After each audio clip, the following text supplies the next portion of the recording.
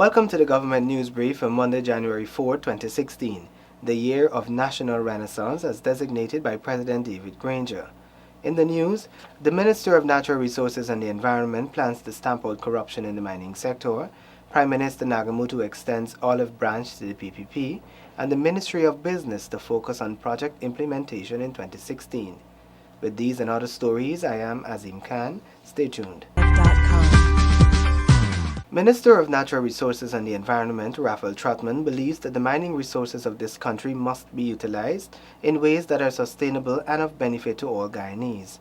Details in this Paul McAdam report. The newly named Minister of Natural Resources and the Environment will be working to ensure better management of Guyana's mining resources. There are all kinds of anecdotes about bribes being paid or small miners being run off of lands or processing of papers taking months when they could have been done in days. And so despite, yes, good gold production, in fact we've done very well this year despite what... Exceeding the target. Exceeding the target. As of the end of the year it would be just about 451,000 ounces, which is very good.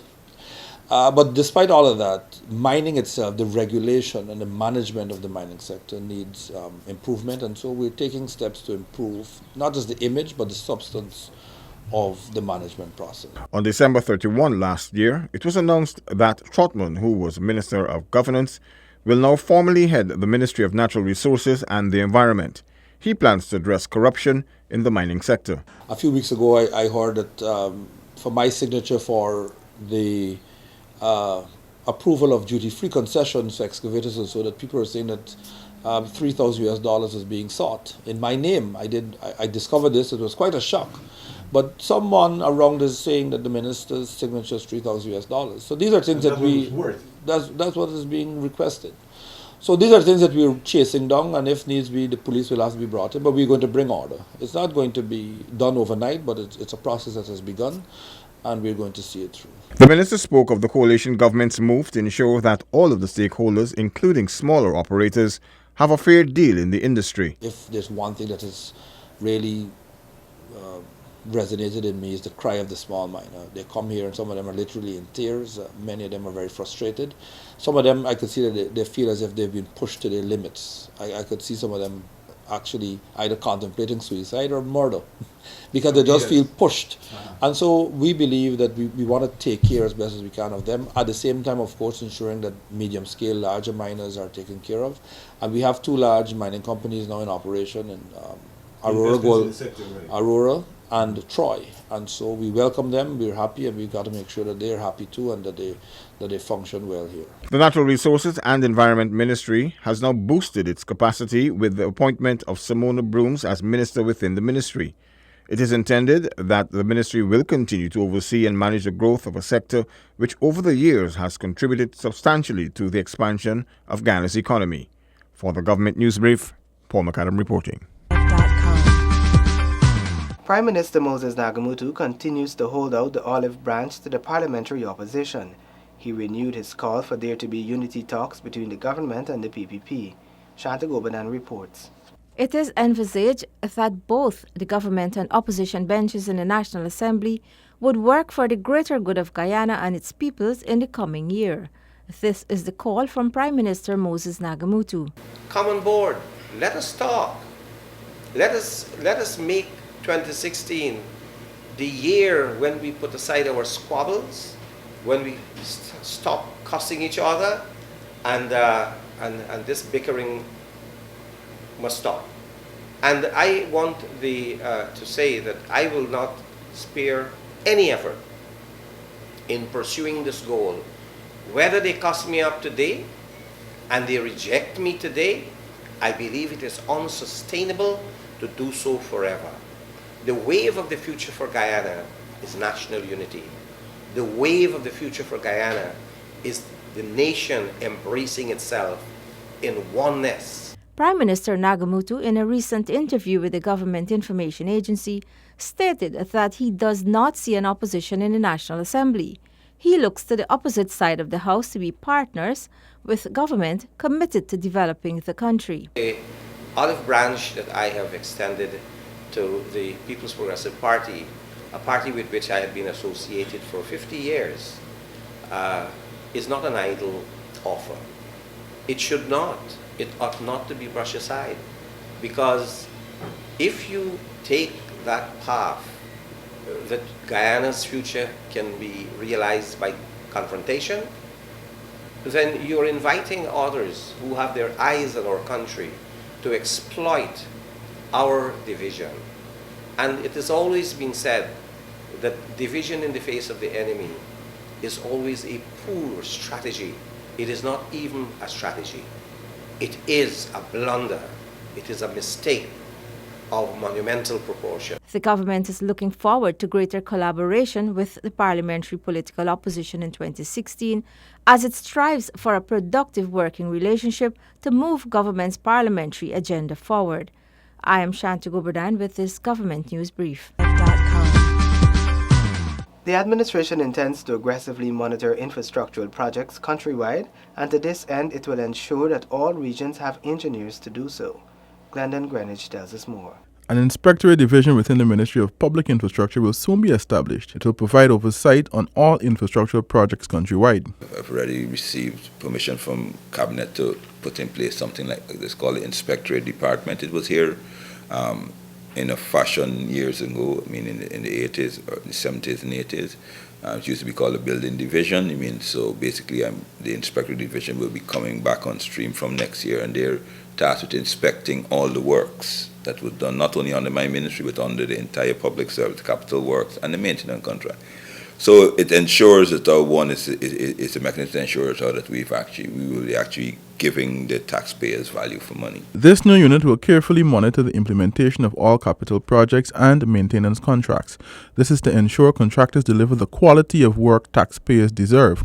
In so doing, the Ministry of Public Infrastructure will be better positioned to manage projects. A limited resource, financial resource, so if we don't execute our projects correctly, right, we end up just redoing the same road, the same areas all the time, and it does not allow us to expand. And one of the issues in which, the President has always said that what we want to do is expand our country, link the coast to the hinterlands. But if we spend all the money that we have just repaving the same roads because we did it incorrectly in the first place, we have no extra finance to expand and to develop the country. 2016 will see the administration allocating significant sums to transform the country's infrastructure. These projects would create jobs, reduce the cost of production of goods and the transportation, and help achieve their economic and social goals. For the Government News Brief, Glendon Greenwich reporting. The Ministry of Business plans to complete a number of unfinished projects. In this Shivani Rampersad report, we hear about these projects. One of the major focus areas will be the completion of the Lethem Industrial Estate. This project commenced approximately 10 years ago but is still incomplete. However, some additional consideration will be given to the design of the estate, since the design was done such a long time ago and may not be up to modern standards. We do have some concerns about the direction in which that project was heading. Some work was done in 2014. And a main access road was laid down with some drains and some culverts. The plan was that some more works would continue in a second phase, and then perhaps more works would continue in a third phase. Our concern was that what makes it an industrial estate? What we were doing in Lethem was simply taking the concept of the Eccles estate maybe, or the Coldingen estate, and applying it to Lethem with no effort to maybe upgrade our concept of what an industrial estate should look like. And therefore we have modified the terms of reference for the contract for developing that estate. The new concept for the works might cause an even further delay in the completion of the project, but Subject Minister Dominic Gaskin has outlined that it is worth it, because it's better to hold the project a little longer rather than doing substantial work. I think some more thinking needs to go into it, and even if the project gets delayed, I mean, it's been delayed for 10 years now. If we're going to conclude it, we would like to develop an industrial estate. And industrial estate has to be, it has to satisfy certain requirements. It has to be developed in a way that aligns with the national policy of the government. What is it that we want to produce there? You know, and when we decide what we want to produce there, and when I say we, it is not we the government, but it is the local businesses, businesses in that region. But it has to follow some sort of strategic thinking. So it can't be that we just allocate all the spaces and then the next thing we know, people are doing things on those premises that the premises was not originally designed for. So we want to give it some serious thought so that when whatever is developed is an industrial estate and is managed like an industrial estate. Also, the ministry will be focusing on the completion of other projects, including the plant and chip factories and the 2 call centers. For this government news brief, Shivani Rampaswad reporting. More persons are expected to benefit from the Ministry of Social Protection's Board of Industrial Training Program in 2016, as new programs will be added and training expanded. Seneca Thorne reports. Over the past 6 months, the Ministry of Social Protection has been reviewing the programs of the Board of Industrial Training. The intention is to allow more persons to benefit. The program will be extended to regions 1, 6, 9, and 10. First, looking at the social issues and the needs in those regions. And so we made several changes. One is that we sought to use government institutions. We sought to use private sector, which had the capacity or have the capacity in order to give all-rounded training, not only theoretically but also practically. Sectors that were looked at include mining, forestry, and the emerging oil industry. Other areas to be explored include business management, home decorating, fashion designing, and information technology. The ministry will also be engaged in organizations in order to facilitate some of these programs. We also open bids to other organizations.